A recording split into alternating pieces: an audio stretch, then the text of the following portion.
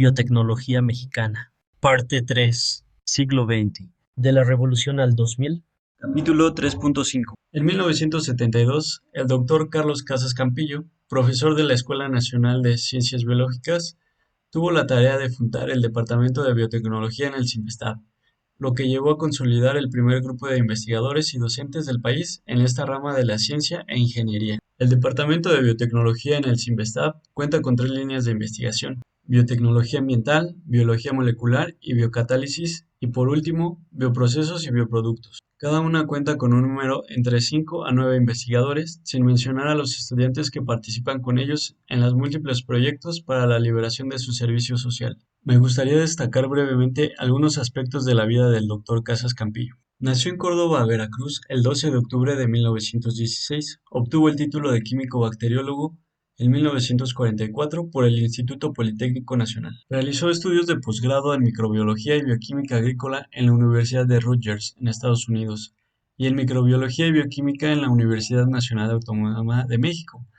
Tomó cursos de especialización en radioisótopos en el Laboratorio Nacional de Oak Ridge, Estados Unidos, de genética microbiana en el Laboratorio Cold Spring Harbor Biology, de química orgánica y bioquímica de esteroides en los laboratorios Syntex. Se desempeñó como profesor de la NSB en el Politécnico desde 1944, de la cual llegó a ser director. Fue también jefe de la sección de graduados de microbiología, del Departamento de Ingeniería Bioquímica y del Departamento de Biotecnología y Bioingeniería del CIMBESTAB. En Estados Unidos, en 1972, Paul Berg, junto con Arthur Kornberg, dentro del Departamento de Bioquímica en la Universidad de Stanford, en Estados Unidos, aisló y empleó una enzima de restricción para cortar ADN y después unirlo formando una molécula circular híbrida, la primera molécula de ADN recombinante. Al año siguiente, Stanley Cohen, Annie Chang y Ever Boyer cortaron secciones de ADN viral y bacteriano para hacer un plásmido con resistencia dual a antibióticos y lo insertaron al ADN de una bacteria, produciendo el primer organismo con ADN recombinante. En 1973, Stanley Cohen y Ever Boyer pudieron insertar un gen de una rana en una bacteria y hacer que la bacteria lo replicara, demostrando la clonación de un gen animal. La patente de esta tecnología, solicitada por Stanford en 1980, fue una de las más licenciadas de la época, generando un gran impacto en la industria. El descubrimiento de Cohen y Boyer permitió la producción a gran escala de proteínas humanas, como la insulina, previamente difícil de obtener, así como la hormona del crecimiento y otras terapias basadas en proteínas. La tecnología del ADN recombinante se utiliza para crear cultivos modificados genéticamente, que son más resistentes a plagas, herbicidas o condiciones ambientales adversas, lo que puede aumentar el rendimiento de los cultivos y reducir el uso de pesticidas. También se utiliza para producir aditivos alimentarios y enzimas utilizadas en la elaboración de alimentos. El ADN recombinante también se aplica en el desarrollo de nuevas pruebas de diagnóstico médico, como la detección de enfermedades genéticas y la identificación de patógenos. La UAM se crea en 1974. En 1976 fue registrada Genentech como la primera empresa de biotecnología moderna en salir a la bolsa, recaudando $35 millones. Fundada por Robert Swanson y Herbert Boyer, los medicamentos desarrollados por Genentech han mejorado la vida de muchas personas con enfermedades graves y potencialmente mortales. Fue la primera compañía biotecnológica dedicada al desarrollo y comercialización de productos basados en el ADN recombinante, y al año siguiente, Genentech reporta la producción de la primera proteína humana fabricada en una bacteria, la somatostatina.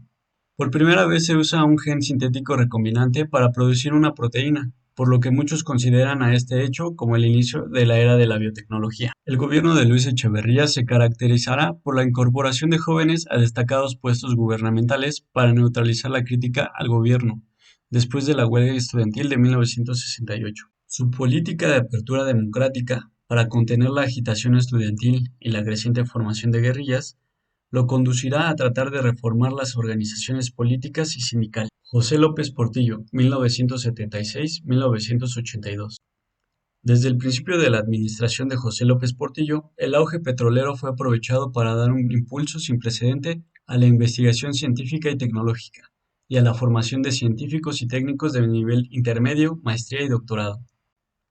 El doctor Francisco Gonzalo Bolívar Zapata, en 1976, Fue el encargado de un grupo de investigadores que diseñarían y fabricarían moléculas de ADN llamados plásmidos.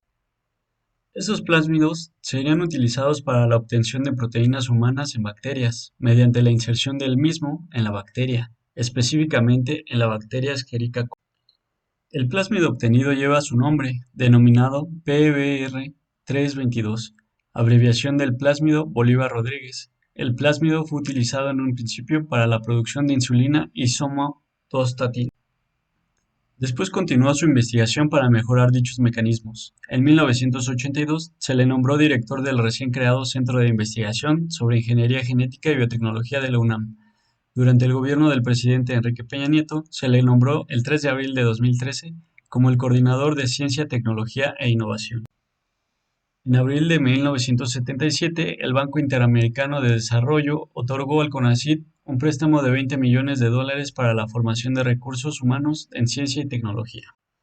En febrero de 1980, el BID otorgó un nuevo préstamo de $40 millones y en mayo de 1981, este mismo banco prestó $50 millones para financiar el programa de desarrollo científico y tecnológico.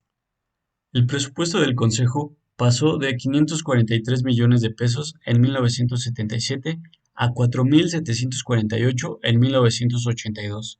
Aumentó casi 9 veces.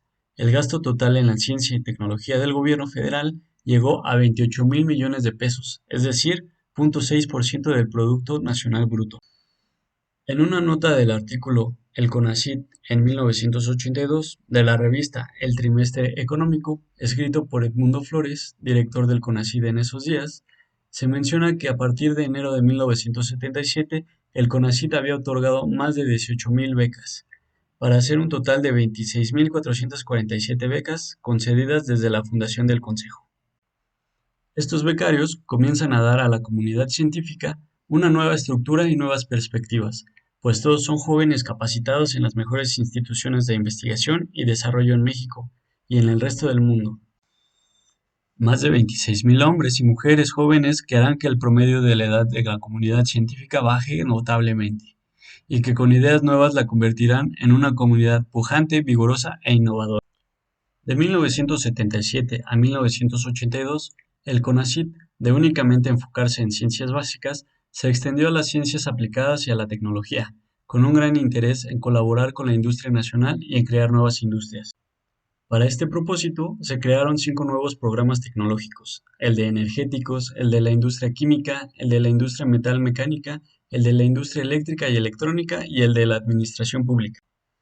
En 1978, Genentech se convierte en la primera empresa biotecnológica en entrar a la Bolsa de Valores de Nueva York, y en ese mismo año, junto The City of Hope National Medical Center, anuncia la producción exitosa del laboratorio de insulina humana usando la tecnología de ADN recombinante. En 1982, Genentech recibe la aprobación de la FDA para comercializarla, lo que la convierte en el primer medicamento de origen recombinante aprobado. López Portillo recibió el país en crisis económica, tras la devaluación del peso. Inició su gobierno con la reforma de la administración pública mediante una nueva ley orgánica que suprime la Secretaría de la Presidencia y crea las de Programación y Presupuesto, Patrimonio y Fomento Industrial, Agricultura y Recursos Hidráulicos, Asentamientos Humanos y Obras Públicas y la de Pesca. En materia hacendaria, se sustituye el impuesto sobre ingresos mercantiles por el impuesto al valor agregado IVA. El descubrimiento de importantes yacimientos de petróleo en Chiapas, Tabasco y Campeche permite a López Portillo la reactivación de la economía nacional, pero también de su endeudamiento para financiar la producción petrolera. Esta caída se debió a un exceso de oferta mundial y a una disminución de la demanda, exacerbada por las crisis económicas de los años 70 y la desaceleración económica de los países industrializados.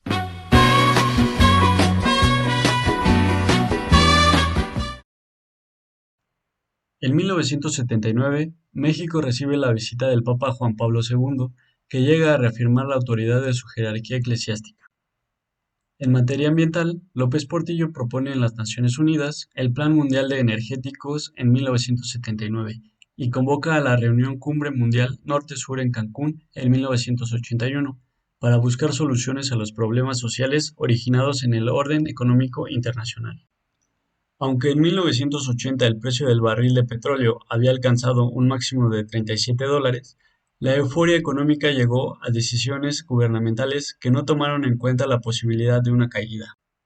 Para marzo de 1983, el precio del crudo había bajado a $26 y para marzo de 1986 a $15. Esta caída, que se produjo de manera vertiginosa, obligó a México a cambiar su modelo económico hacia el neoliberalismo.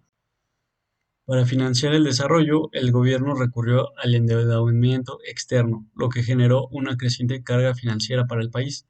La política de sustitución de importaciones, que había impulsado la industrialización, comenzó a mostrar signos de agotamiento. La falta de competitividad de la industria nacional y la dependencia de insumos importados generaron cuellos de botella en la producción. Fue el final del milagro mexicano. En 1982 se funda la Sociedad Mexicana de Biotecnología y Bioingeniería. La SMBB se dedica a promover y difundir el conocimiento, investigación y aplicaciones de la biotecnología y bioingeniería de México.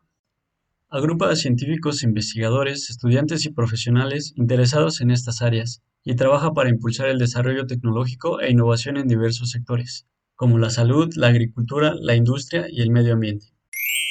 Continuará y comparte en la producción de Cereblox y Adimensional.